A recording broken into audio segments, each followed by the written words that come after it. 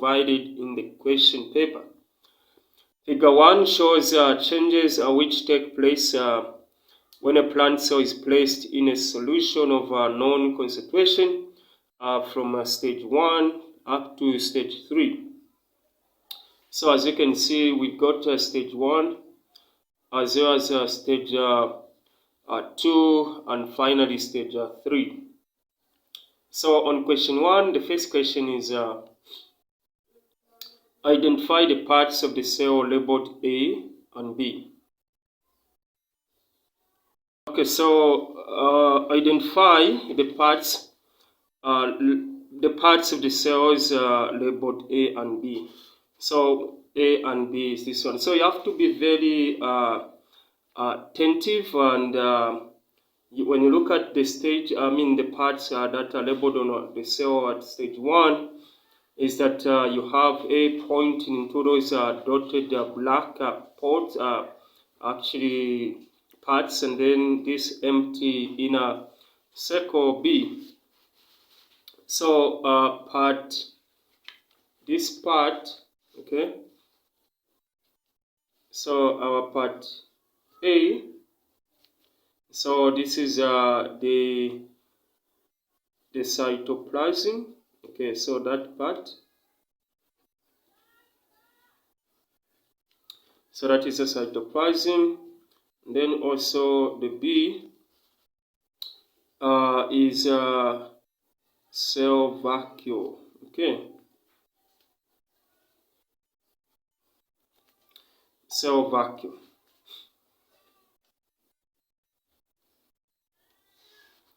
And then now question B1. B1 is saying, using the changes in figure 1, okay, so explain what could have been the concentration of the solution in which the cell was placed compared to the cell cell. Okay, so they are looking at the comparison of the solution of where the cell was placed versus how that solution was. Okay, so this is B.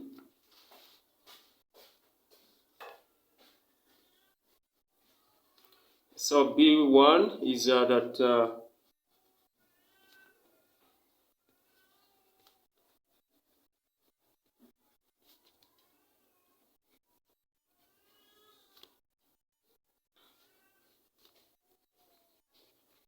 so the concentration of the cell sap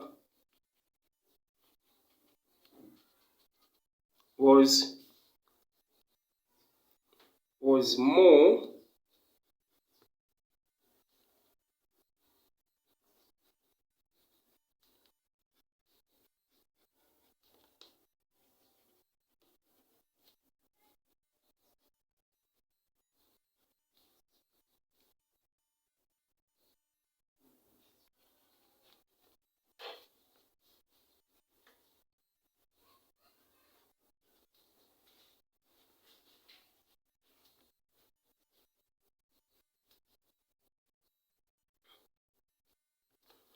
Okay, so to answer that question, the concentration of the cell sap was more than that of the surrounding, or simply hypertonic. Okay, that's all. So that is the answer for this one, B1. Now the second question on B2, what term is given to the process that led to the changes shown in figure 1 from stage 1 to 3? So what term? Okay, so the term is simply plus. Okay, it's plasmolysis. Okay, simple as that.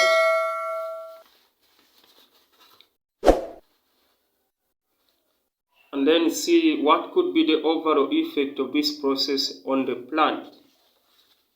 Okay, so what could be the overall effect on this plant, on the plant? So that is C. So it will lead to the plant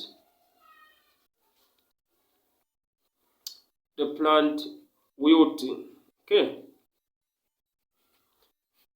so it will actually lead to the plant wilting, meaning that the plant will start actually, the leaves will become sort of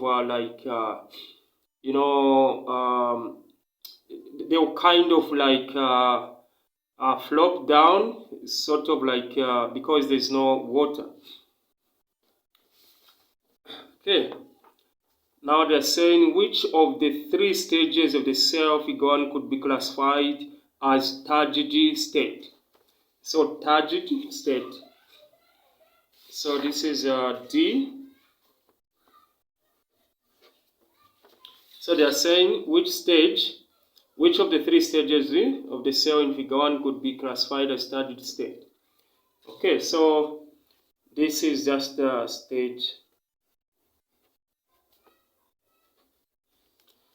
1. So turgid state is where now the cell is fully there is so much content within the cell such that it creates pressure against the cell wall, so that the cell can have a regular structure. Then the last one is name 2 other processes which can make substance to move into and out of the cell.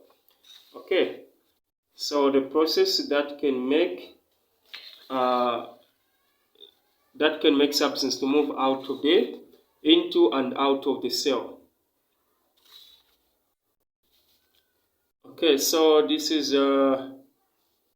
E. So process number 1 is just diffusion, okay, and process number 2 is just active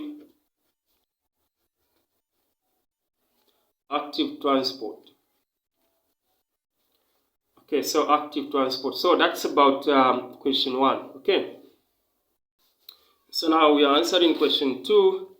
So question 2 says figure 2 shows processes of the fate of glucose produced during photosynthesis.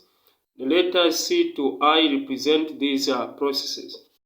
So define the process represented by letter I. So when you look at letter I, is where we are saying that glucose is actually, we obtain energy there. So that's what we normally call, this is what we call anaerobic respiration, which does not involve what? Oxygen. Okay, so anaerobic, so define. So how do you define this? This is question. So anaerobic respiration. Okay.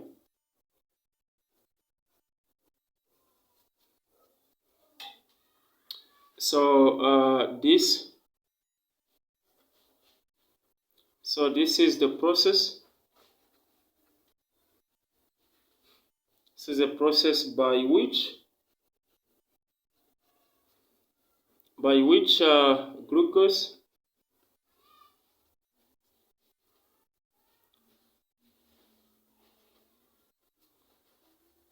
is converted to energy.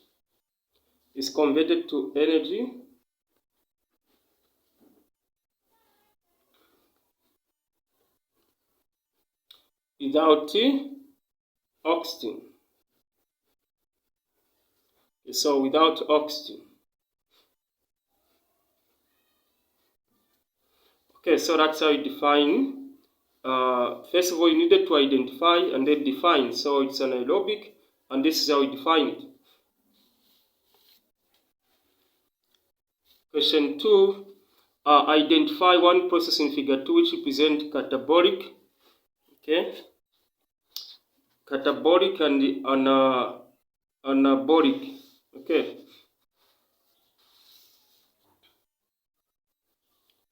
so B, B1. So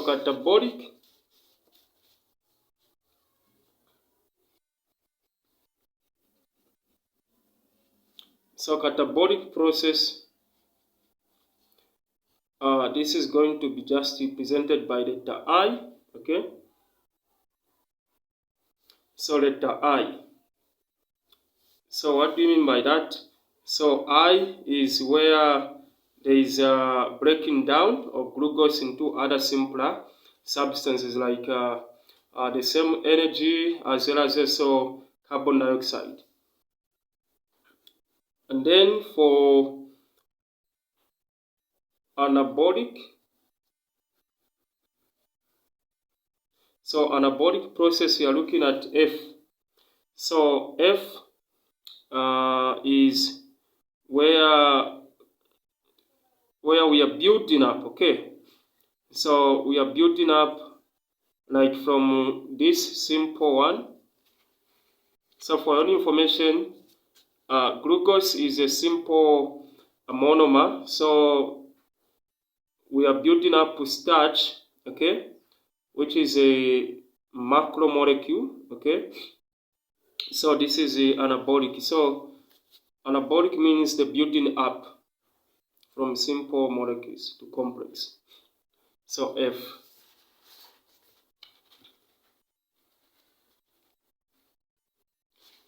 Now, if this fate of glucose was in the human body, identify two processes from figure 2 which would take place.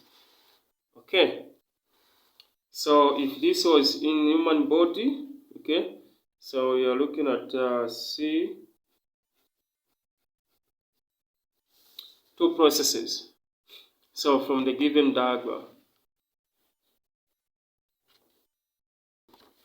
Okay, so identify if this fate of glucose was in the human body, identify two processes from figure 2 which would take place. Okay. So identify two processes, okay. So the processes that would take place is C and E. And this can be seen from the diagram. C, we are looking at meaning the conversion of glucose to amino acid. Then also E, we are looking at from glucose to stored as fats and oils, okay. And then now the answers there is process C and process E.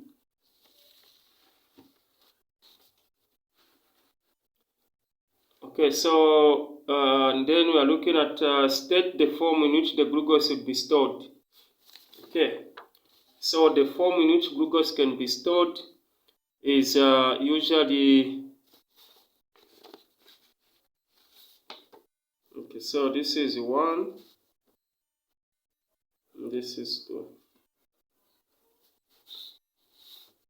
So C1, now C2.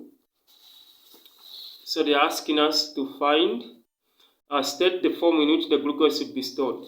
Okay, so this will be, glucose will be stored in the form of glycogen. Okay, so glycogen. And then the last one is name two industrial applications of process I. Okay, so we know that process I is anaerobic respiration. Okay, anaerobic respiration. So what could be the industrial application of process I, which is anaerobic respiration? So this one is simply number one just in brewing, and then number 2 is also, we see this in baking. Okay, so brewing normally, this is, you can also say fermentation.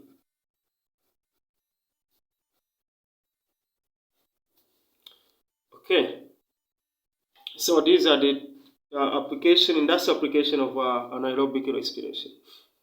Okay, so now we move on to question 3. Okay, so question 3 is about blood groups. Okay, blood groups. Okay, so the question says, or rather the question reads, the table shows two blood groups A, B, and O and their properties. So this is a table. We have blood group A, B, and O, antigens present, antibodies present, donates blood AB, and also AB to A, B, AB, A, B, O, receives blood AB, blah, blah, blah. Okay, so, the table says A, complete table by filling in space provided. Okay, so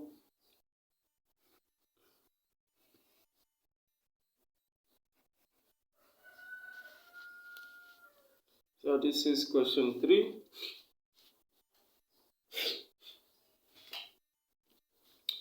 So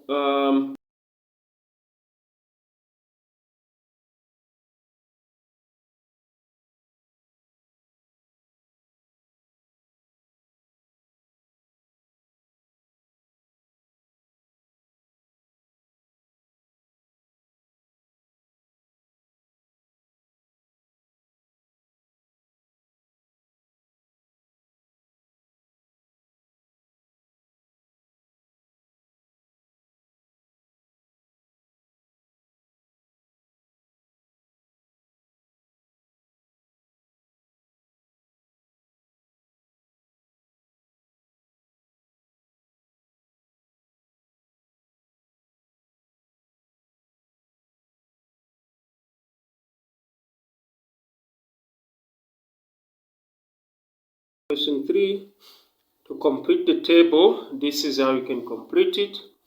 And just that's a question 3A1, complete the table by filling the spaces provided. So we are completing here.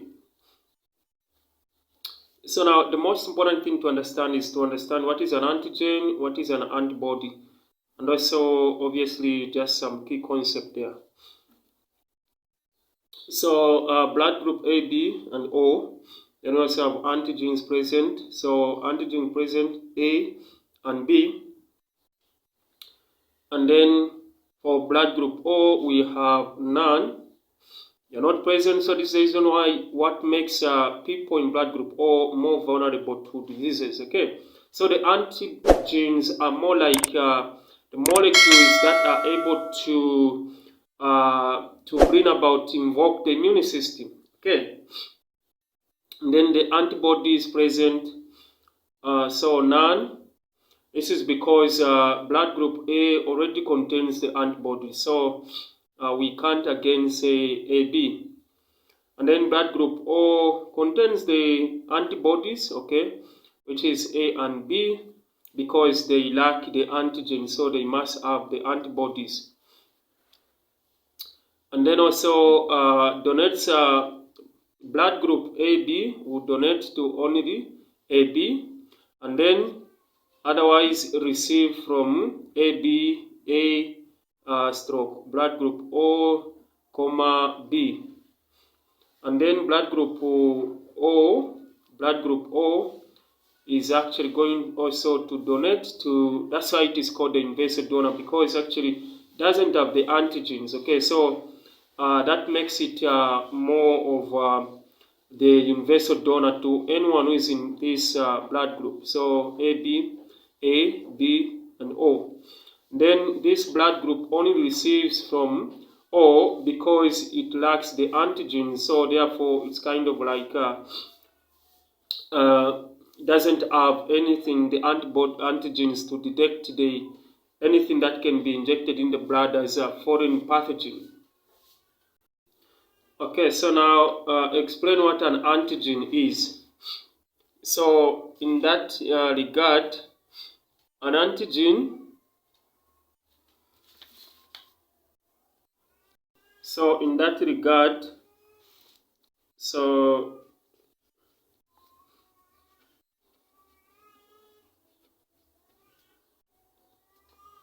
So an antigen is simply a molecular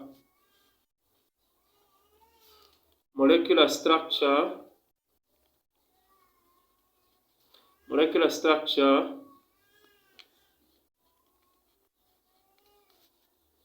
like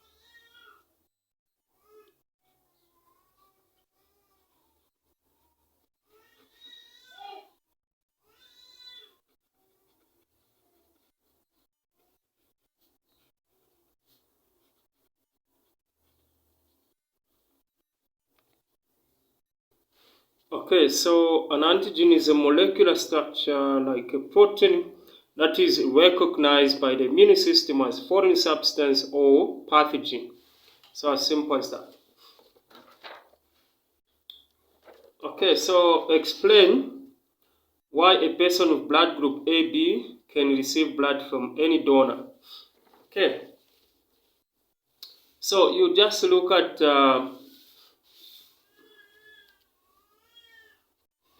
you just need to look at the table that we have filled in. So they are saying explain why a person of blood group AB can receive blood from any donor. So they are saying it receives from this AB. Okay.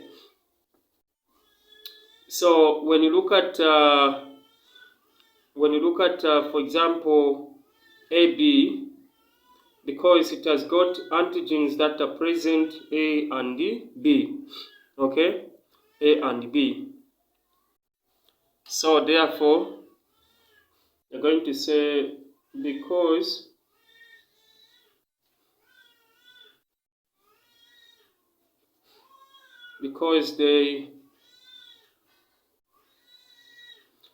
they contain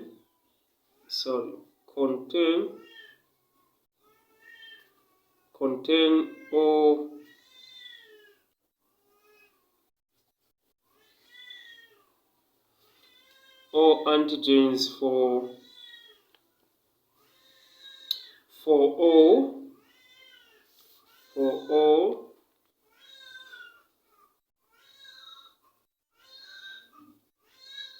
all blood groups.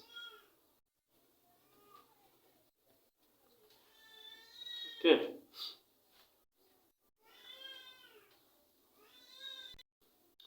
The other one is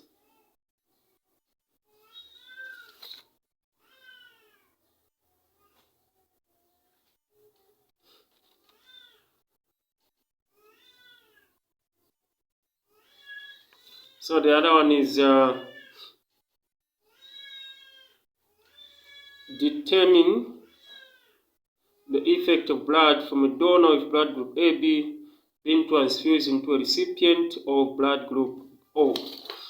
So on this one, we are looking at determining the effect. What could be the problem of effect of blood from a donor who is in blood group AB being transfused into a recipient of blood group O. Okay. So this see.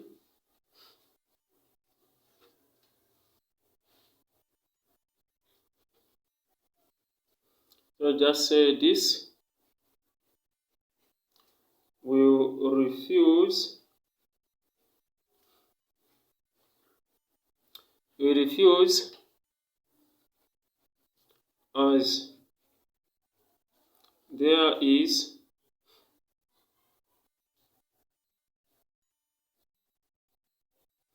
as there is no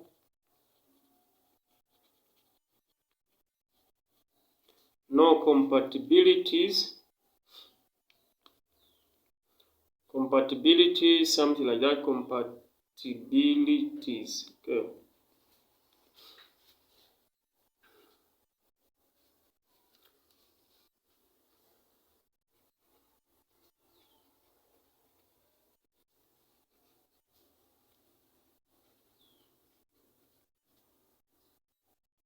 So in terms of antigens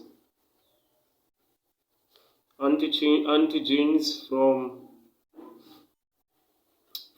AB, blood group AB to blood group O. Okay, so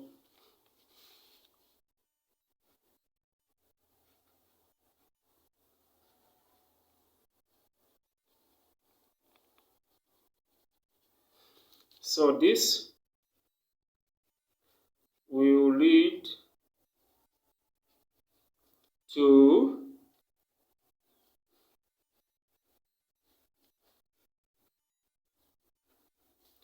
transfusion mismatch.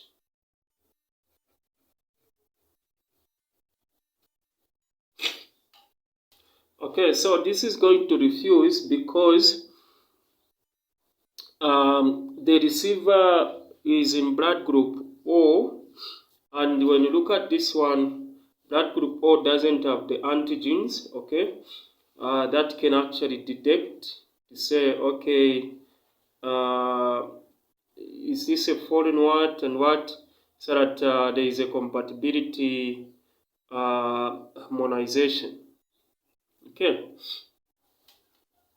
Okay, so the last question is about explain the importance of screening blood for the purpose of transfusion. So you have to explain why there is need to screen blood for the purpose of transfusion. Okay.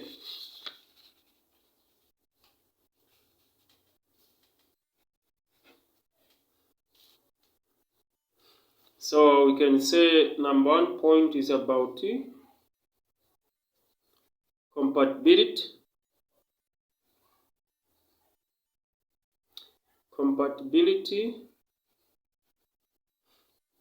So we can say blood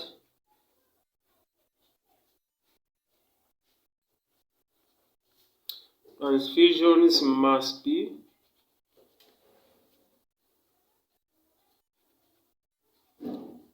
be compatible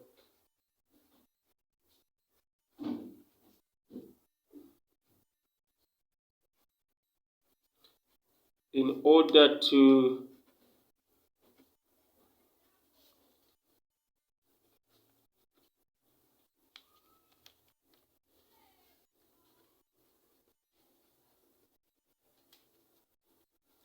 okay, so the one reason is that compatibility. Then number 2,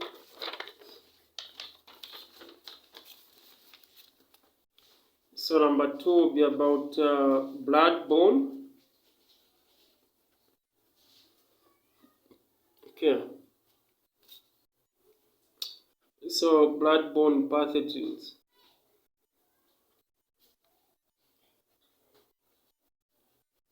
So it will help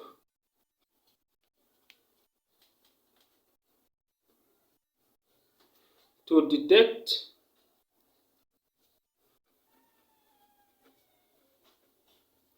and prevent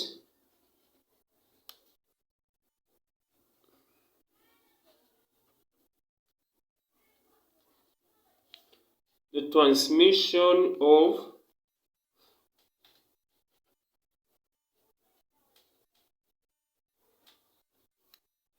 pathogens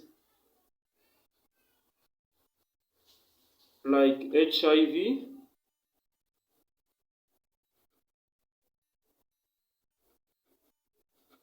also syphilis,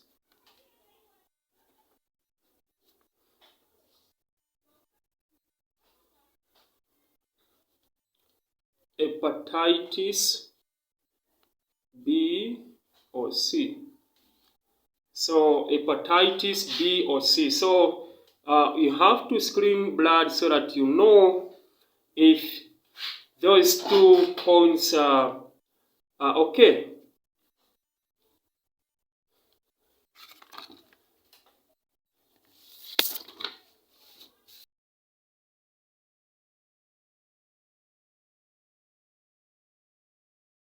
So now question 4, we are looking at ecology. Part 4 says, figure 3 shows an example of an ecosystem. So you can see that we have different parts that are forming the ecosystem. So we've got the water, we've got the small fish, we've got the carnivorous, we've got the land, we've got the plants and sunlight. So those are part of the ecosystem in this diagram. And now the first question is on A, identify 2 non-living parts of the ecosystem. So non-living parts, okay. So the answer of that is land and water. So this is water as well as land. Then you're also looking at from the features of the ecosystem, name the type of ecosystem.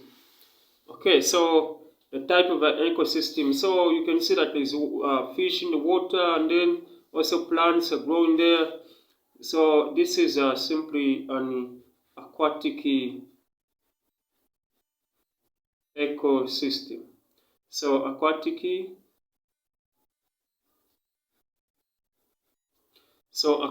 ecosystem. And then we also have followed by explain the role played by the following in the ecosystem. So the small fish. So what could be the function of a small fish here? Okay, so small fish. So the small fish, they are feeding on zooplanktons or recycling nutrients. Okay, they are recycling the nutrients. Okay, so that is what they are doing there. And then the carnivorous fish.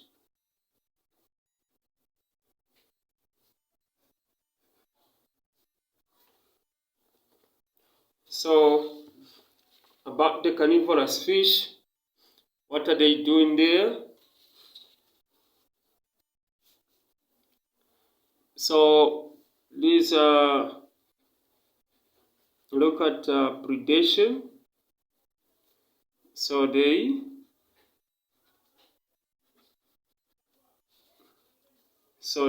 prey on smaller fish, could also be invertebrates,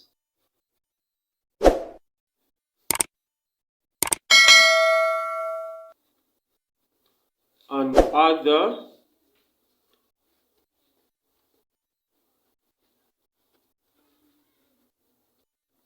carnivorous fish.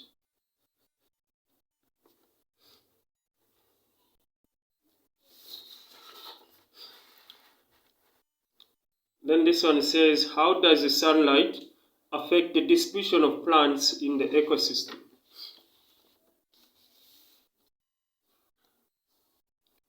So this is a D. So how does sunlight affect the distribution of ecosystem? So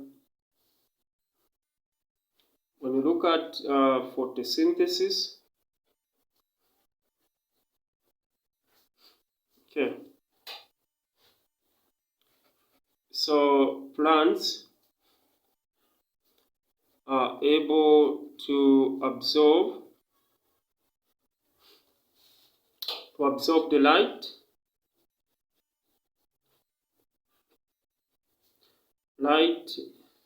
and hence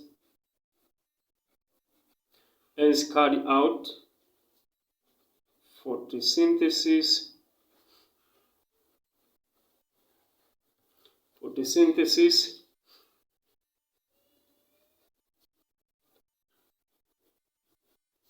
Which results into high distribution.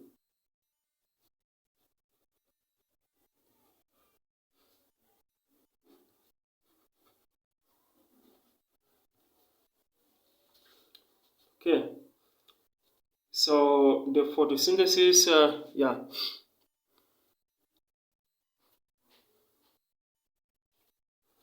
Then we are also looking at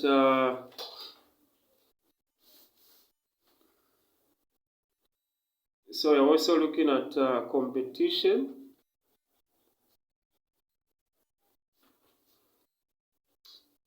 So plants that do not receive light,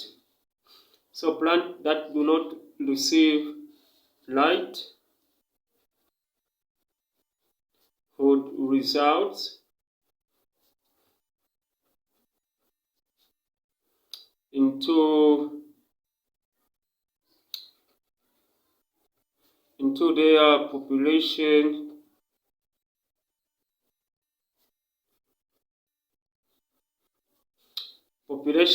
being reduced.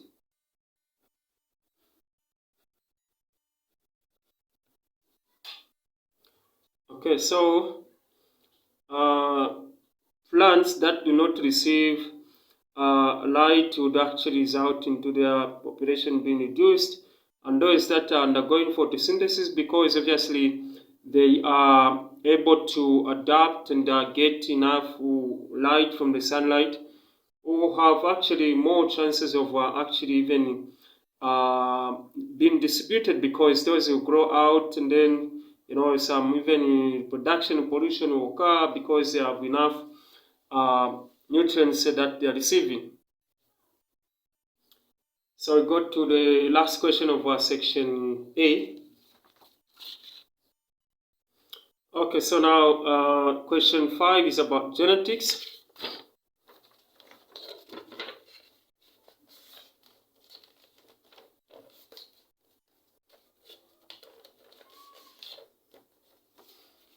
Okay, so they are saying define the following terms used in genetics. So this is question 5. So we are looking at recessive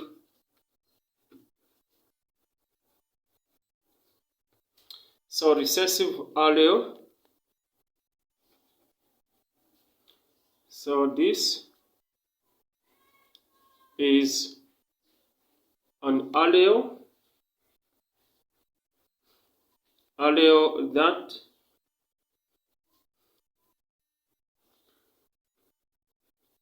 that is not expressed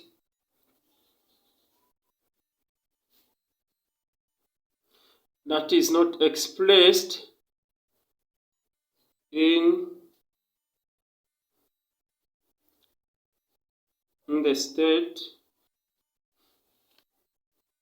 So in the state of heterozygous.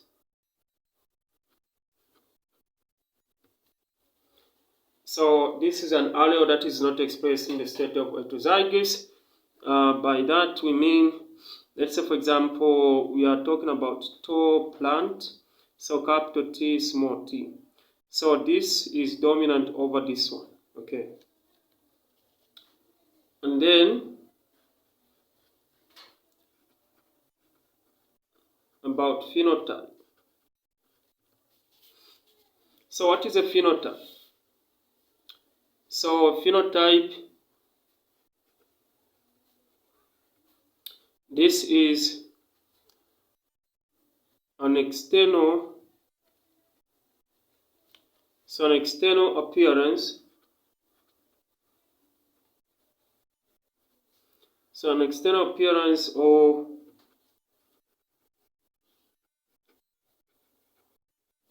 observable feature of an organism.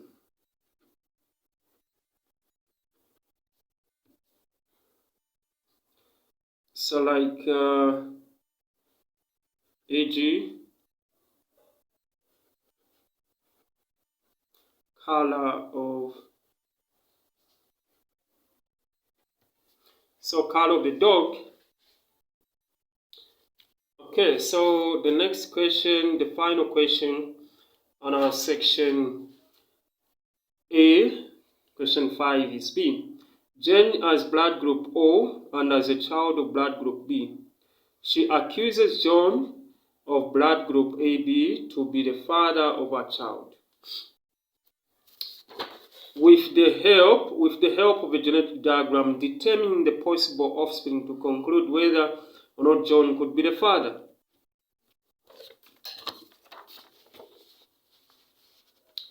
Okay, so what you need to understand that this is a genetic diagram.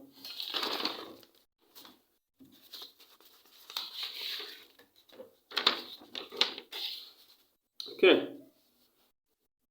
so we're going to look at this as parents. So 5B. So parents, we have, let's just say John. Okay, just say John and Jane. Then also the phenotype in terms of blood group. So John is in blood group AB. Blood group AB. And then Jane, blood group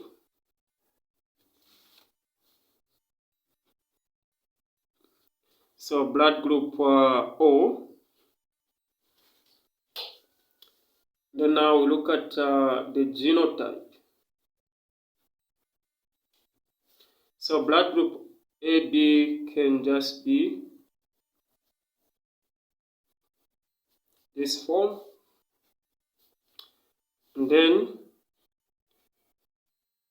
O can only have this form. Then now we start segregating them now. So this is about fertilization. Okay. So this is going to be that.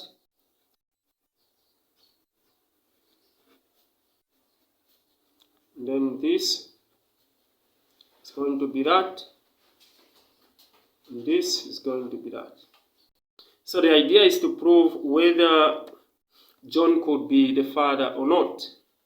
So we have to do this using the genetic diagram. So now we're going to say this. So we are going to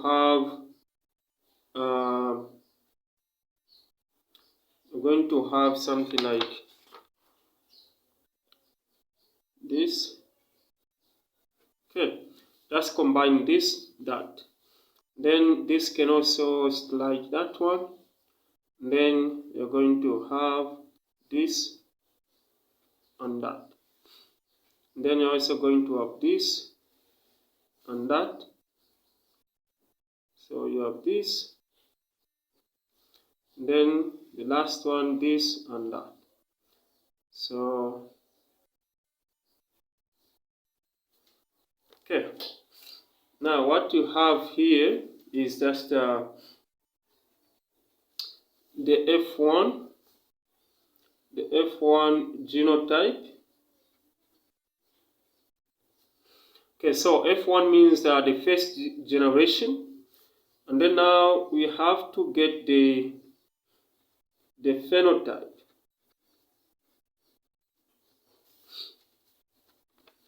So now the phenotype is just going to be, so if a blood group combination is A-O, it is just A, then this is just B, and this is also just B, then this is just also A. So when you go back to the question is that they have given us an assumption to say what could be if the blood group in which John belongs to is N of these, then we are going to say that indeed John is actually the father of N of the child with these types. Okay,